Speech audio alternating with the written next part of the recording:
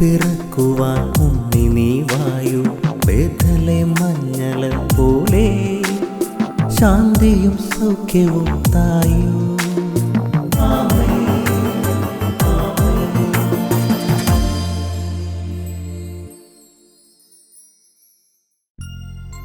യേശുവിൻ്റെ ഏറ്റവും പ്രിയപ്പെട്ട കുഞ്ഞെ, ഇന്ന് ഡിസംബർ 1, ലൂക്കായുടെ സുവിശേഷം 2:14.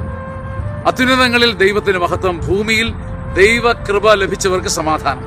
നിന്റെ ഏറ്റവും വലിയ പ്രശ്നം സമാധാനത്തിൽ ഉറങ്ങാൻ പറ്റുന്നില്ല, സമാധാനത്തിൽ ചിരിക്കാൻ പറ്റുന്നില്ല, സമാധാനത്തിൽ ബന്ധങ്ങൾ പുലർത്താൻ പറ്റുന്നില്ല, സമാധാനത്തിൽ ജീവിക്കാൻ സാധിക്കുന്നില്ല എന്നുള്ളതാണ്.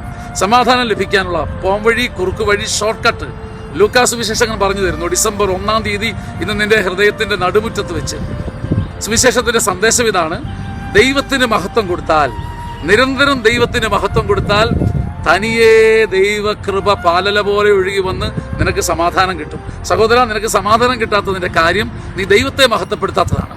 ഡിസംബറിൻ്റെയും നാൾ വഴികളിൽ, നോമ്പിൻ്റെയും ഉപവാസത്തിൻ്റെയും അനുഭവങ്ങളിലൂടെ ദൈവത്തെ നിരന്തരം മഹത്വപ്പെടുത്തിക്കൊള്ളൂ. നിനക്ക് സമാധാനം മഞ്ഞുപോലെ നിന്റെ മനസ്സിലേക്ക് വന്ന് വീഴും. സമാധാനത്തിൻ്റെ കുറുക്ക് വഴി മനസ്സിലായില്ലേ? ദൈവത്തെ നിരന്തരം മഹത്വപ്പെടുത്തുവിൻ. ആമേൻ. ആമേൻ. ആമേൻ.